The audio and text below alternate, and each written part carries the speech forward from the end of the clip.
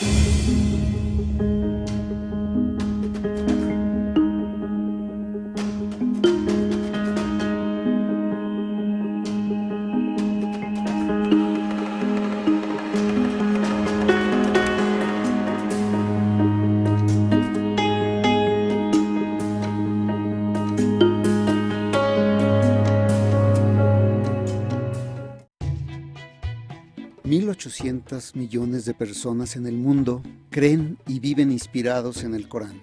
Es el libro sagrado del Islam y, según los musulmanes, es la palabra de Dios revelada a Mahoma. El libro nació y sobrevivió por revelaciones transmitidas oralmente o escritas en hojas de palmeras, trozos de cuero o huesos. Coinciden sus orígenes con muchos personajes que aparecen en los libros sagrados del judaísmo y del cristianismo. El Corán solo se entiende y tiene sentido en árabe. Una traducción nunca será auténtica. Inspira las mismas preguntas de la Biblia: ¿quién la escribió? ¿Para qué? ¿Para quién? ¿Y en qué circunstancias? ¿Con qué fuentes? ¿Y por qué ha sido tan leído? ¿Por qué es sagrado?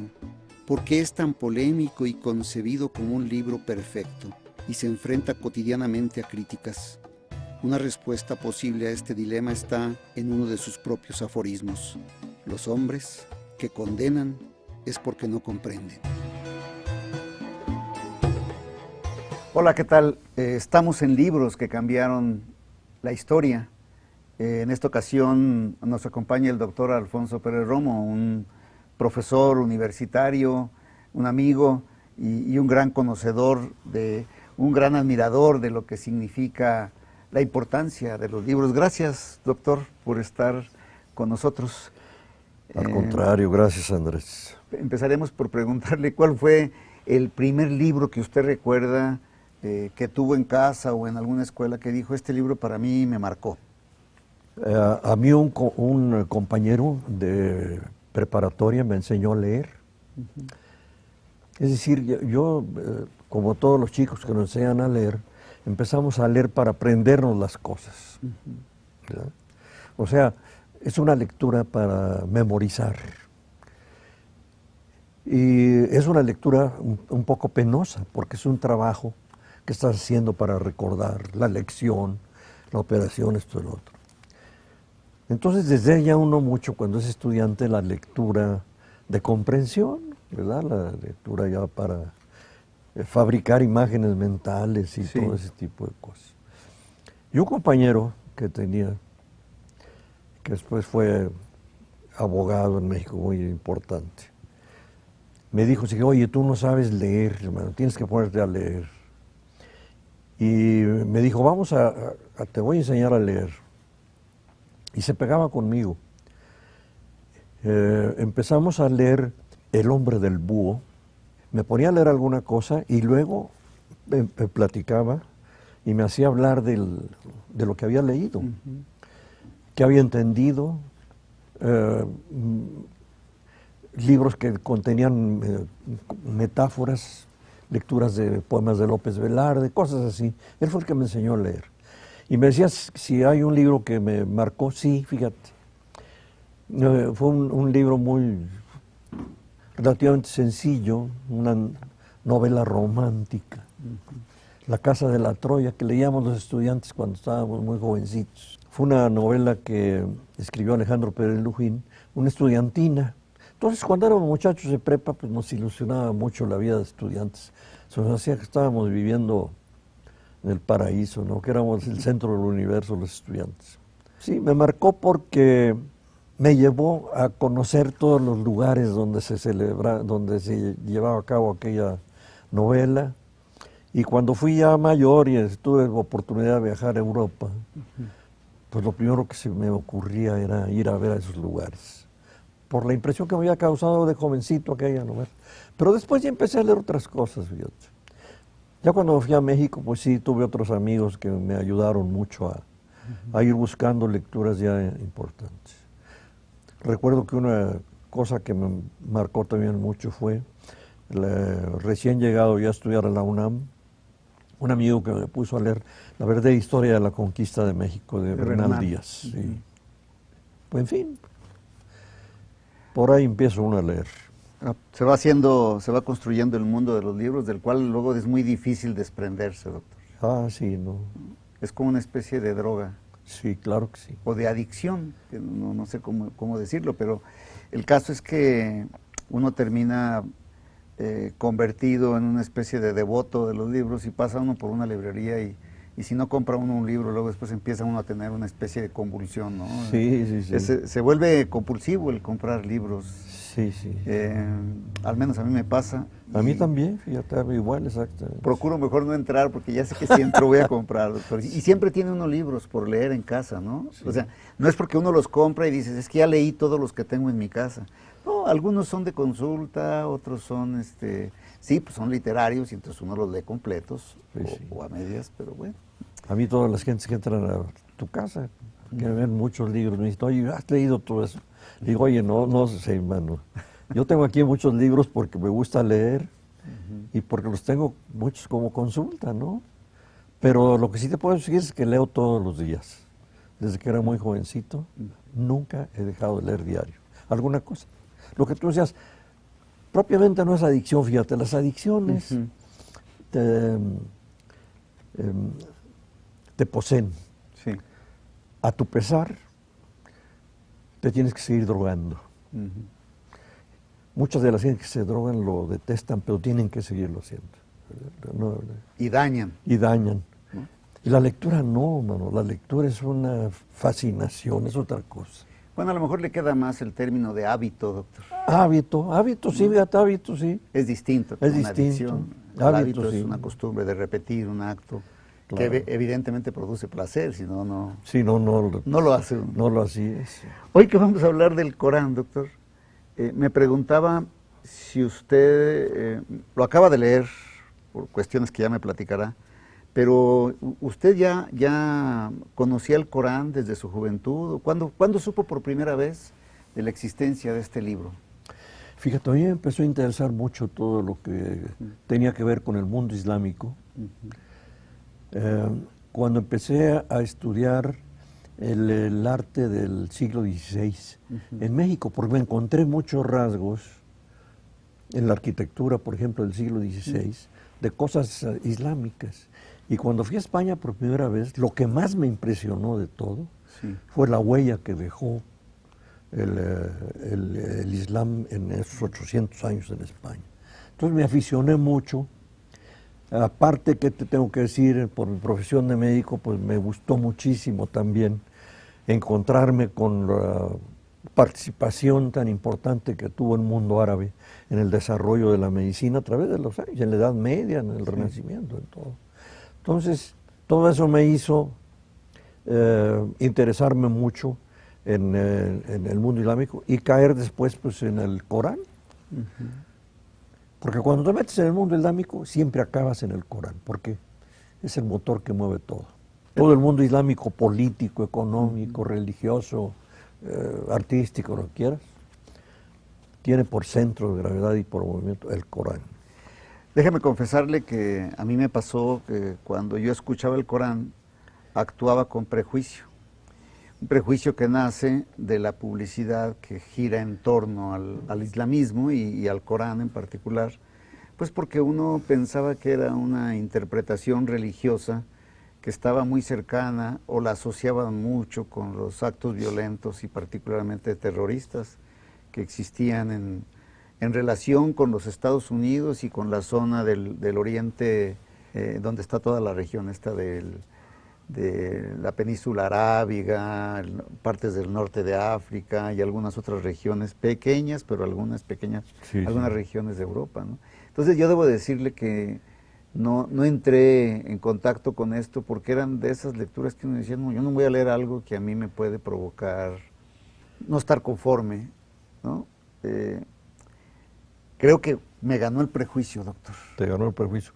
Fíjate, yo entré a meterme un poco en el Corán por dos razones. Primero, por esto que señalaste tú ahorita.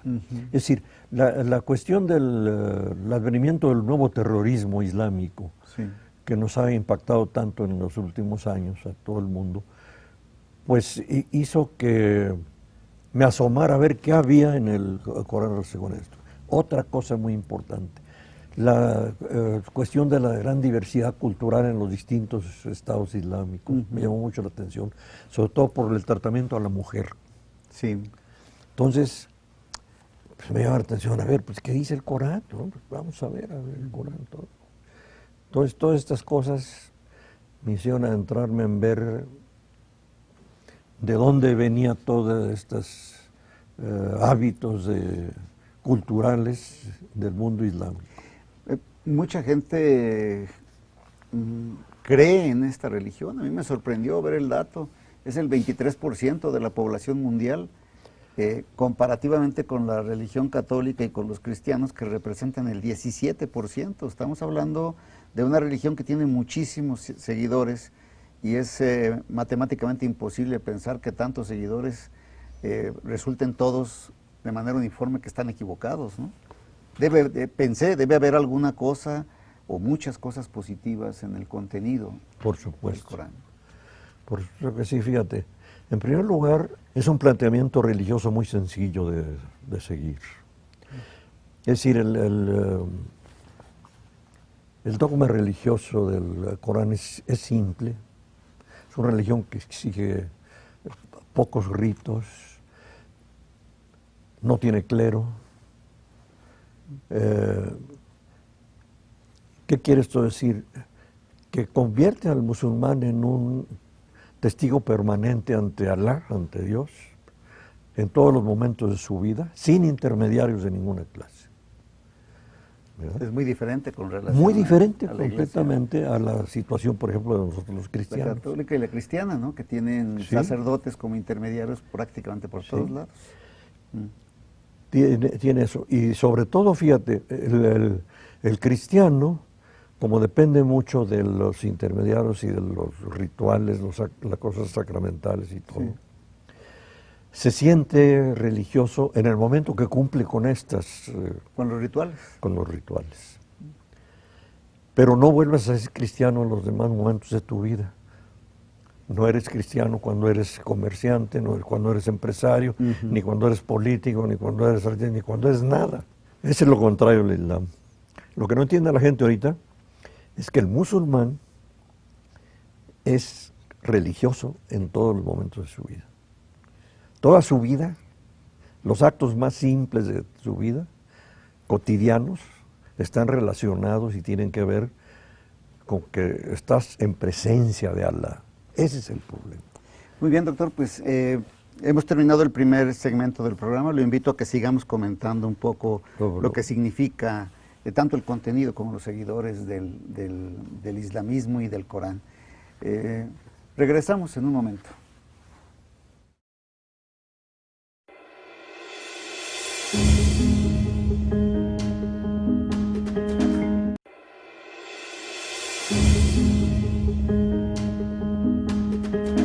Regresamos a libros que cambiaron la historia. Estamos hablando del Corán, un libro en el que comentaba de mi parte que no solamente yo, sino que mucha gente tiene prejuicios con el libro.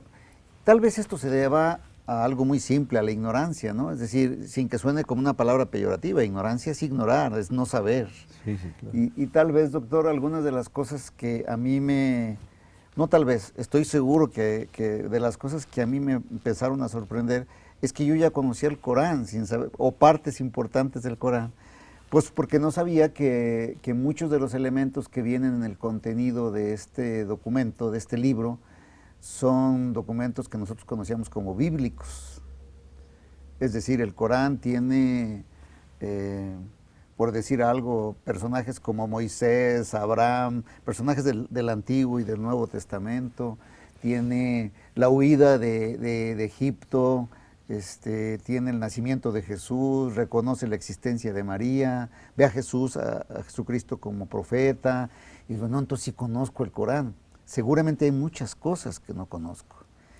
Es que fíjate, esto se da porque cuando él era muy jovencito, cuando Mahoma era muy chiquillo, se quedó huérfano en primer lugar muy pequeño. Y lo recogió un tío que era camellero, movía las caravanas en esa zona. Y lo llevó muchas veces en la caravana con él, por años. Ajá. ¿Lo llevó a dónde? Pues lo llevó a Siria, lo llevó a muchos otros lugares lejos. Y hoy venía y conoció, tuvo la ocasión de conocer a gentes que vivían por allí, que venían del Imperio Bizantino, que venían de zonas europeas. ¿Quiénes eran? Eran judíos o cristianos, de las dos cosas, Sí. pero eran todos tratantes, eran comerciantes.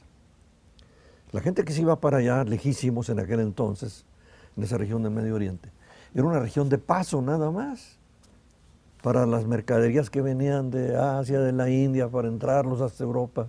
Duraban años con aquellas caravanas. Ese movimiento lo hizo conocer como que eran gente que traían un concepto religioso. Allí conoció todas esas cosas que luego incorpora en el Corán. Lo que le llamó la atención a él, y lo dice en una de sus horas, es que las gentes que él seguramente conoció, dice, ojalá que fueran creyentes verdaderos y se comportaran como tales. Serían mejores. ¿Qué quiere decir? Que le llamó la atención. Le llamó poderosamente la atención el monoteísmo que traían los cristianos y los judíos. Él venía de una zona donde había un politeísmo irracional completamente, llenos de ídolos, de cuestiones absurdas completamente, con niveles culturales muy bajos, en fin, todo eso. Se encuentra con esta gente, mucho más civilizada, con un concepto del monoteísmo mucho más, lógicamente, mucho más importante, más coherente. Sí. Y le gusta, lo asume. Pero lo que no asume es la diferencia, la incoherencia que había entre el monoteísmo que promovían o que decían que tenían aquellos tratantes que andaban por allá, ¿verdad? Y lo que realmente decían. Y entonces él, cuando empieza a tener las primeras revelaciones a la edad de 40 años, asume todo aquello que había conocido. Él no niega nada de la herencia de la escritura antigua judaica, no. Ni tampoco del Nuevo Testamento. Sí. Lo que dice, lo voy a completar. Entonces él se asume como el último profeta de la revelación del monoteísmo. Después de mí ya no va a venir nadie. Esta es la última palabra, lo que yo les digo. Eso es lo que él asumió. Por eso ves tú que en el Corán hay muchos elementos tomados del antiguo judío. Una cuestión de datos muy concretos, doctor. ¿De qué siglo es Mahoma? ¿Es del siglo VII? ¿Del siglo...? Mira, él nació en el 570. Siglo XVI. Y muere en el 17, yo creo, en 1600 y tanto, supongo. Sí, muere en el... Él nació en el 570 y muere en el 637, 632, por ahí. ¿Él en qué parte, en qué zona nace Mahoma? En lo que es hoy la península arábiga. Bien.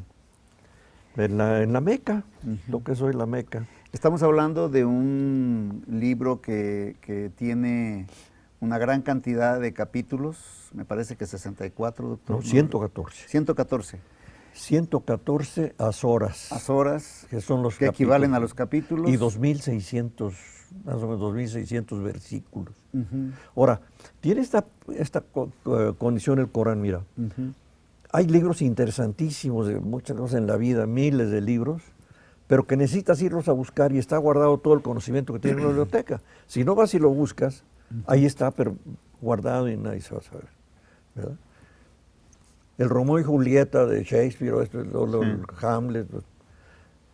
Si lo quieres conocer, tienes que irlo a buscar. Sí. El que quiera conocer eso tiene que ir a buscarlo y que un profesor lo guíe y le diga, ¿no? El Corán es otra clase de libros. Es un libro que anda danzando en la humanidad todo el tiempo. Es decir, la palabra que se escribió allí no se quedó guardada en el libro. Es un libro absolutamente vivo, actuante, fuera del tiempo, de todo, tan actual ahora como cuando fue escrito. Cuando fue revelado. Cuando fue revelado. Porque estaba yo pensando en esto ahorita que usted hablaba, Otro dato importante, cuando hablamos de la Biblia normalmente pensamos en los evangelistas o en el Antiguo Testamento, pensamos en otro tipo de narraciones. Hay distintos narradores de lo que es el discurso bíblico.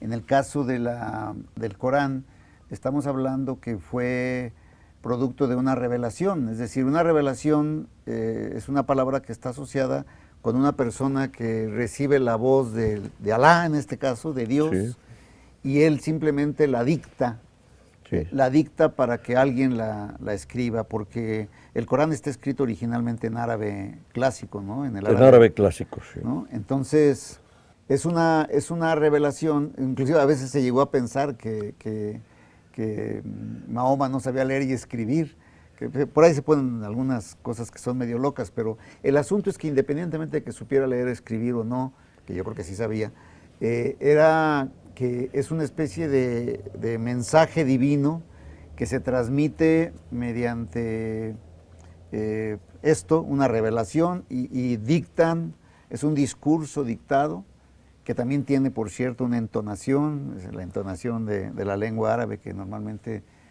tiene matices sí, sí, musicales muy distintos al nuestro. La misma palabra Corán viene de eso.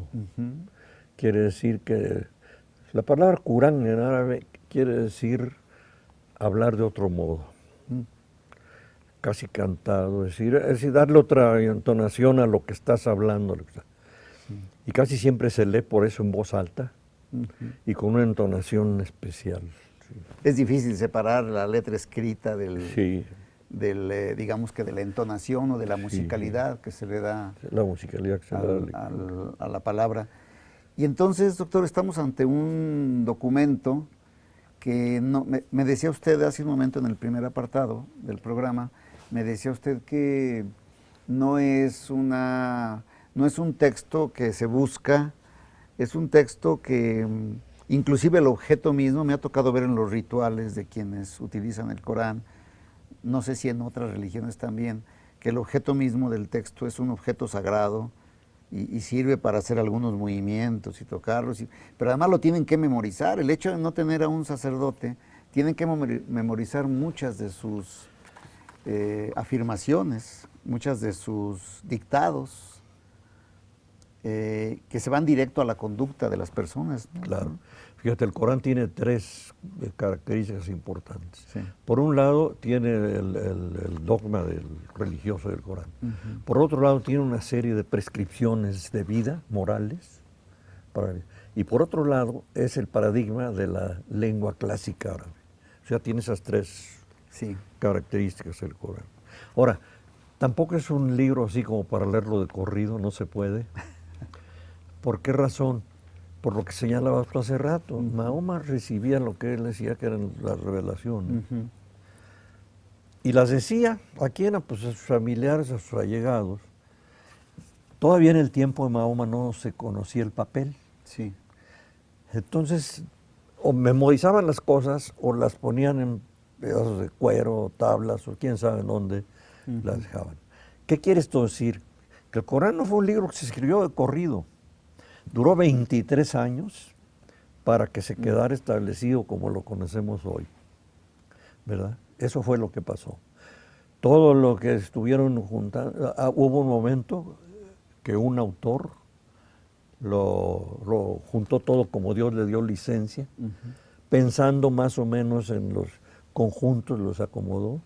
¿Qué quiere esto decir? Que ni siquiera las azoras tienen una orden cronológico de la época en que Mahoma las fue dictando. Están revueltas las más recientes con las más antiguas y todo. ¿Por qué? Porque las ponen más o menos de acuerdo con ciertos textos o ciertos conceptos. Entonces es difícil de leer. Es un libro que hay que consultar. Sí, en los textos de divulgación mencionan que el Corán fue escrito en distintos lugares, hablan que se puede haber escrito sobre barro, sobre palmas, sí, quién sabe, sobre materiales naturales, no había efectivamente, y en la duración que tuvo, quiere decir que fue un dictado, fue recitado, como se utiliza mucho decirlo, como nos decían en las palabras que nos decían en la primaria. Lo que tiene mucha importancia en el Corán es la tradición. Lo que han ellos guardado como tradición inmovible, sagrada, vamos. Lo que tú señalabas al principio de lo revelado, efectivamente, para el musulmán es directamente la palabra de Alá revelada a Mahoma. Por lo tanto, es un paradigma intocado, sagrado, que no se puede. Desde el momento que se hizo en haber sido unos 3, 4 años después de la muerte de Mahoma, ya cuando ya se logró la consolidación de los textos, nunca se ha vuelto a modificar. Bien, pues lo invito a que pasemos al tercer segmento de nuestro programa, doctor. Yo creo que tendremos que profundizar un poco en esta idea en esta forma de hacer religión, que nos cuesta trabajo a veces diferenciarla del patrón en el que nosotros vivimos. Ahorita hablaremos un poco de eso. Claro que sí. Regresamos en un momento más.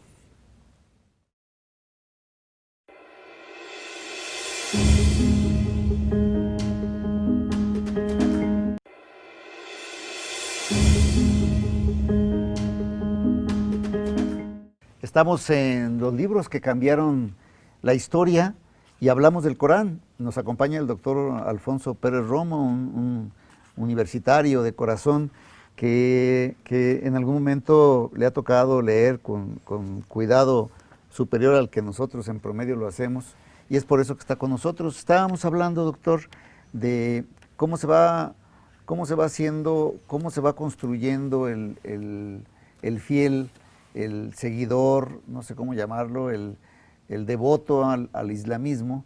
Y una de las cosas que usted mencionaba es que pues no hay intermediarios, sino que el que practica el islamismo es al mismo tiempo el que posee el conocimiento, en este caso la lectura y el dominio, supongo que en muchos casos de memoria, de las cosas que dice el Corán, y el objeto mismo el propio libro es un objeto sagrado, la palabra es sagrada y dicen los islamistas, además es eterna, ya no cambiará, es para siempre. Y entonces hay una apropiación de Dios, de Alá en este caso, y de sus dictados, una apropiación mucho más cercana que la que tienen los cristianos y los católicos, ¿no? Es un misticismo un poco más fuerte. Yo estaba pensando ahorita en dos cosas. Luego pasa, doctor, que estas interpretaciones que a veces hacemos no son uniformes. Hay siempre posturas distintas sobre la lectura. No hay exégetas, y si los hay, son muy contemporáneos, ¿no? O sea, no hay intérpretes que te corrigen, no, es que no es así, lo que quería decir era esto. Es lo que dijo Alá, es lo que viene en el libro y no hay más. No hay manera de corregir, ni de aumentar, ni de disminuir el texto. No, absolutamente. Fíjate cómo educan ellos a sus niños. En el mundo musulmán, las escuelas les llaman madrasas, lo que nosotros llamamos escuelas medias superiores, son las madrasas. Pero en las escuelas, básicas, en las primarias, ¿qué se enseña? Se enseña el Corán, fíjate. O sea que desde el niño está muy pequeño, empiezan a recitar, a leer el Corán, a aprenderse ciertas leyes o ciertas horas básicas, sobre todo de la vida normal de ellos. O sea, lo que les enseñan es el Corán. Llegan a la adolescencia, entran a la madrasa, siguen viendo el Corán. Sí. ¿Qué pasa después? El gobierno, sobre todo en los países en que son muy fundamentalistas, no son iguales todos, ¿eh? El Islam actualmente está en 47 países diferentes del mundo. Sí, podemos encontrarlos con monarquías, gobiernos personalizados, democracias, regímenes militares, está prácticamente en todos el Islam. Pero el Corán es el Corán, en todos, ¿eh? Lo que pasa es que hay países en donde ya entienden que el Corán se escribió en una época especial y que muchas de las cosas que postula para la vida pues normal, privada, social, política, eran para la época, ¿verdad? Y no para actual. Y otros han sido muy fundamentalistas, no, lo que dice el Corán, aunque sea para aquella época, es de ahorita. Entonces, si el Corán decía en aquella época que le cortaran la mano al que robara, le seguimos cortando la mano. Ya hay así lugares especiales. Por ejemplo, Bahrein, Sí. hace poco, hace unos meses, se publicó una ley del el sultán de Bahrein, donde vuelve a poner ese tipo de penas, tal como viene en el Corán para una época de hace 1500 años, manito. No se puede ser. Totalmente fundamentalista. Pena de muerte a los homosexuales en Bahrein ahorita. ¿Ya? Y en cambio tienes lugares como Túnez o como Turquía, donde ya está prohibido, por ejemplo, la poligamia, donde las mujeres pueden andar vestidas como quieran, ya no tienen que andar tapadas, en fin. Varía mucho, ¿no? Está muy variado porque el mundo musulmán pues, está en 47 países diferentes de la Tierra, pero son ya más de 1.000 millones de personas. Sí. Entonces, Sí, son interpretaciones distintas, tanto que permite que existan regímenes políticos también diferentes, ¿no? diferentes. Sí. Estamos hablando normalmente del norte de África, toda la península arábiga, estamos hablando de la India, que es la que aporta quizá uno de los volúmenes más grandes de islamistas, ¿no? En Indonesia. Indonesia. Indonesia es la que tiene el volumen más alto de todos. Indonesia, Borneo, Java, toda esa zona de por allí de Sí. Indonesia. Sí. Entonces, Esa y el norte de la India, Pakistán. Esos son. sí, esto que mencionaba usted de algunas verdades que están dichas, no verdades, sino algunos de los mandatos que están en el Corán, y usted mencionó algunos de los casos que han sido polémicos, ¿no? La relación que debería existir entre el hombre y la mujer, donde se dice que el hombre debe tener tanto respeto por la mujer como la mujer por el hombre, pero siempre el hombre va a ser preeminente.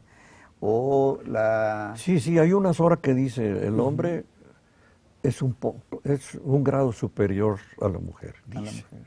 unas horas. Pero entonces la mujer está sujeta al varón, a su padre, a sus hermanos, a su marido, siempre está sujeta. Sí. Hoy los feministas dicen, qué barbaridad, qué cosa tan terrible, man. Tan ¿Cómo primitiva y tratan salvaje, a las mujeres en el mundo musulmán? Sí, nomás que no se acuerdan en qué época fue pronunciar esas palabras. En la época que vivió Mahoma, había muchas tribus corachitas alrededor de los beduinos, Sí. donde asesinaban a las niñas al nacer. Entonces, lo que dice Mahoma en el Corán es para proteger a las mujeres. ¿Por qué quiso que se cubrieran de alguna manera? No dice que se taparan, fíjate, no hay ninguna sura en el Corán que diga que se tapen completamente, que nomás tengan los ojos, se vean los ojos, todos los demás tapados. No. Más si se cubran un poco el cabello y no usen maquillaje. Cúbrense bien. ¿Por qué? Para que no representen tentación para los hombres y que los hombres no que las respeten los hombres en la calle. En el mundo musulmán no hay quien se atreva a echarle los perros a una muchacha nomás porque la ves en la calle. Empezarle a echar piropos o decirle cosas. No, jamás. Entonces, ¿qué pasa también? Que los valores culturales en muchas regiones donde se practica el islamismo, donde prevalece esta religión, hay niveles culturales muy bajos. Por ejemplo, en algunas zonas del Senegal, en el África ecuatorial, todo, donde la cultura en ese aspecto es ínfima. Allí sí abusan de lo que dice el Corán y les tapan todo. Sí. Pero vas a otras regiones donde las mujeres pues no, andan simplemente con un velito en la cabeza y nada más. Cuando usted decía que no había, como en la religión cristiana y la católica, sacerdotes, pero sí hay líderes espirituales, ¿no? Claro, sí, los ulemas. Es decir, mira, un problema que tuvo Mahoma al morir fue que no previó cómo iba a ser la sucesión del mando político, pues. Porque es una cosa que no hemos hablado. Mira, Mahoma no nomás fue profeta religioso, fue también un líder político y militar. Él empezó primero, con sus primeras revelaciones, a tratar de hacer que cambiaran el politeísmo los coreichitas de la Meca por el monoteísmo que él les decía. Lo trataron de loco, lo rechazaron, en muchas ocasiones ya al último querían hasta matarlo, fue cuando huyó a Medina. Entonces todas las azoras que están, que dictó en la Meca son muy religiosas. Y la mayoría de las revelaciones que dictó en Medina ya son ya muy guerreras, muy políticas. Militares. Ahí en esas otras ya dice, maten a todos los que son creyentes. Ahora vamos a fuerza. Ahí fue cuando organizó un ejército para ir a tomar la Meca. No quisieron por la buena, con mi predicación, pues ahora se la van a comer a fuerza. Y organizó ejércitos y poco a poco, duró años, varios años, hasta que por fin, después de muchas escaramuzas y de matanzas y todo, tomó la Meca. Seguramente esto de Medina, que escribió en Medina, esto que tenía más una connotación militar, es la que dicta el tema de los infieles a los que hay que eliminar, ¿no? Es de donde se basan los terrorismos actualmente, los fundamentalistas terroristas. En las Azoras de Medina, ¿verdad? En las que son melquíes, no, porque esas son absolutamente religiosas. Morales. Inclusive de ahí se derivan cosas como el sufismo, que es un misticismo, un ascetismo islámico parecido al cristiano. La búsqueda de Dios por pura reflexión y la contemplación y todo. Muy bien, doctor, pues lo invito a que pasemos al cuarto y último apartado de este programa. Tendríamos que ver hasta dónde llega este asunto de las diferentes lecturas que de pronto se polarizan y se vuelven extremistas y en el otro punto místicas al extremo, ¿no? Regresaremos para platicar de esto en un momento más. Regresamos en un momento a la última parte de este programa.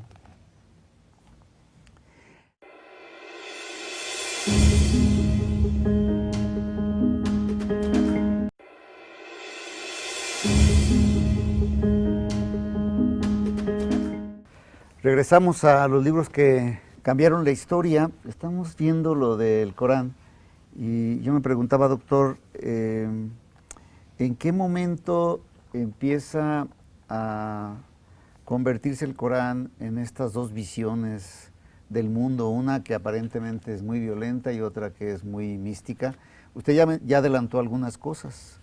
De pronto uno se encuentra entre estas dos partes. Normalmente nos dan a conocer la parte violenta porque es la que se politiza más, es la que más se ha vuelto inclusive ideologizada, no sé cómo decirlo. Pero a final de cuentas aquí está, después de muchísimos años de ser escrito el libro, está presente y me pregunto cómo es que llegó a ser una cuarta parte de la población mundial.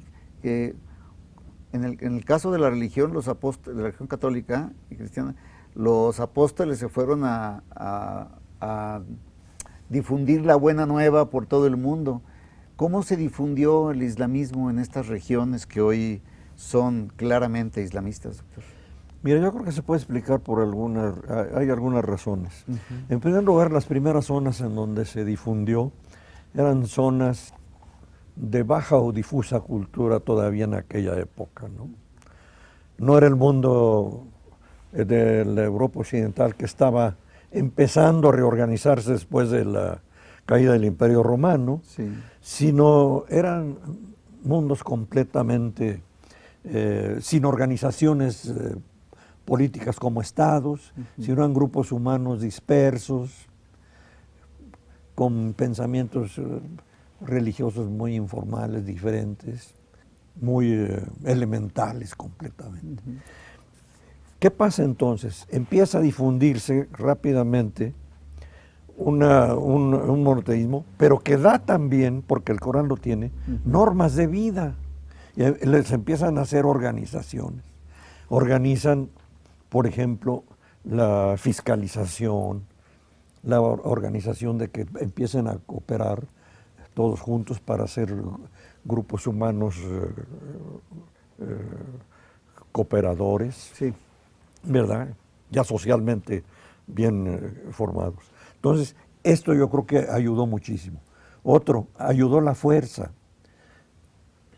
Agarraron ejércitos más o menos bien organizados a lugares que no tenían manera de defenderse. Y organizaban comunidades con una vida ordenada de alguna manera. Esto facilitó muchísimo eso, ¿no? Sí, bueno, se entiende que sea cuando es un ejército el que domina, no solamente impone la fuerza, sino que también impone su forma de ver el mundo. Su forma de ver el mundo, y le ayudó a organizar. Entonces fue muy rápido. Por otro lado, ¿qué postulaba la religión? Una cosa muy sencilla de ver. El Islam no tiene más que 5 pilares. Como no tiene ritos complicados ni cosas así, nomás te dice, tienes que dar limosna. Pero la limosna la puedes dar una vez al año. Bueno, pero de día, ¿qué tengo que hacer? No, de día nomás tienes que rezar 5 veces al día. Eso es todo. Bueno, pero tengo que rezar mucho. No, rezas alguna hora, alguna cosa, un momento y te vas. Con alguna cosa ritual muy sencilla, te lavas las manos, te arrodillas un poco, besas el suelo, en fin. Una cosa muy sencilla. Nada más. Oye, entonces no me tengo que confesar, no tengo que ir a misa. No, nada. Las otras obligaciones que son ayunar. Sí, pero nomás ayunas una vez al año en el Ramadán. Y tienes que ir un día a la Meca en tu vida, en toda tu vida. Y eso siempre que puedas económicamente y que no estés enfermo para que puedas ir. Oye, ya más fácil no te la pueden poner. Son cosas que se tienen que cumplir a distancia. Incluso la limosna la puedes dar a no creyentes y se vale. Entonces, eso es todo. ¿Cuáles son? Primera, recitar la Fátiga. Tienes que decir que eres creyente, que crees en Alá como único Dios y a Mahoma como su profeta, el último profeta. ¿Crees eso? Muy bien. Rezas 5 veces al día, das la limosna una vez al año. Si puedes ir a la Meca una vez al año y ayunas una vez al año en el Ramadán. Todo lo demás tienes que, y dices tú, ¿nomás es eso? No, tienes que tener un régimen de vida especial, fíjate, que es lo que llaman ellos la fátiga. Los ulemas, que generalmente son descendientes familiares del profeta, que se van siguiendo por las líneas a través de los años, esos interpretan las cosas que dice el Corán para la vida diaria y van creando una especie de ley que se llama la fática, que la tienes que seguir. Entonces, ¿qué haces al día? ¿Cómo te comportas con los demás? ¿Cómo te comportas con tu mujer? ¿Cómo es el matrimonio? ¿Cómo son todas las cosas de la vida, el intercambio del comercial, la vida política? Y todo ese tipo está en la fática, interpretado de acuerdo con lo que dice el Corán. Sí. Entonces, es sencillo. Eso les permitió adoptarlo, meterlo mucho y adoptarlo, y les dio unidad. Aceptarlo. ¿Qué pasaba? Que la gente que estaba en Arabia y la gente que estaba en Indonesia, lejísimo, pensaban lo mismo y hacían lo mismo. Esto le ha dado una unidad extraordinaria en todas partes. Sí, la religión se convierte en una especie de cemento social que genera colectividades, ¿no? Tejido social le llaman ahora. El tejido social.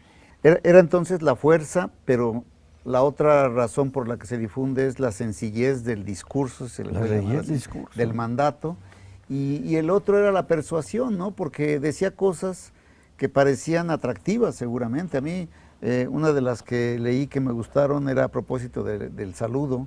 Había uno que viene en la Sora 4, Aleya 48, donde decía: cuando seáis saludados, contestad con un saludo aún más hermoso, o devolvedlo.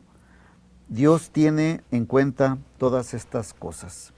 Es decir, hay desde asuntos que pueden provocar a la ternura hasta los asuntos que de pronto generan un poco de escozor, como la relación con la mujer, o el eliminar a los infieles, que de pronto son los que producen más temor. Hay un mandato que se vuelve atractivo y por sencillo y Claro. también porque se ve como que sirve para mejorar las relaciones entre las personas, ¿no? Fíjate, a propósito de eso que dices, por ejemplo, Sí. cosas derivadas de las palabras de Mamo.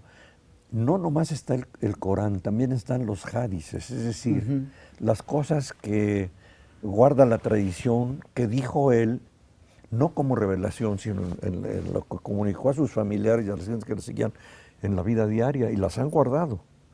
Entonces, el hadith también es una cosa que siguen mucho. Hay que decir palabras que pronunció alguna vez Mahoma en su vida y que las han guardado. Por ejemplo, la tinta del sabio es más sagrada que la sangre del mártir. Fíjate. No sois verdaderos creyentes hasta que no seáis compasivos con toda la humanidad. ¿Cómo compaginas esto con una azora que dice, córtenles el pescuezo a todos los que no son Elimina creyentes? cruelmente al adversario, ¿no? Sí. Otra, los hombres son tan iguales entre ellos como las púas de un peine de tejer, la igualdad. O sea, el ciego no es quien carece de la vista, sino el que tiene ciega su mente. Todas esas cosas, fíjate. Luego fíjate esta qué bonita, todo requiere una llave. La del paraíso es el amor a los pobres y a los necesitados. Ahí radica lo que usted mencionaba muy al principio de nuestra conversación, la actualidad del Corán. Es un texto que fue revelado, como le queramos llamar, siglo VIII. ¿Quién puede rechazar esto? Pues no. Y además, porque podemos decir que eso ya pasó. O sea, hay cosas que seguramente, lo que usted mencionaba, esta parte de historicidad, donde si se contextualiza algunos dictados que tienen su origen militar, lo que mencionaba de Medina, se entienden. Y a lo mejor en contextos de guerra se volverían a entender con claridad, pero en un contexto de paz es más fácil aceptar la amistad, la sabiduría, la paz, Claro. el sosiego, que aceptar pues los otros, ¿no? Los Claro. otros mandatos. Algo que usted quisiera agregar sobre la actualidad del Corán, doctor. ¿Usted lo recomendaría como lectura? Mira, como lectura simple, no, porque no se puede leer de corrido, pero como búsqueda de algunas cosas específicas, sí. Por ejemplo, si tienes una preocupación especial por lo que está pasando actualmente, la difusión tan grande que tiene ahorita el mundo islámico, que se está metiendo en todas partes, Sí. el terrorismo, en fin, toda esta cosa. Encontrar cuáles son las razones, pues sí, tienes que ir al Corán, fíjate. No sé, además de las coincidencias que puede tener con otros dictados humanos, con otros documentos, Sí, con sí. otras civilizaciones. Te vas a encontrar muchas cosas que son coherentes con la Biblia, con el Nuevo Testamento, otras cosas. Nos ayudaría a entender más a los otros también, ¿no? Sí. Bien, pues yo le agradezco mucho, como siempre, que acepte conversar con nosotros. La pretensión es que la gente que nos ve y que nos escuche comparta algunas de las cosas que mencionamos aquí. Gracias por estar con nosotros, Al doctor. contrario, Andrés, muchas gracias. Ha sido muy grato platicar contigo. Igualmente. Gracias también a usted. Nos vemos en la próxima emisión de Libros que cambiaron la historia. Hasta luego.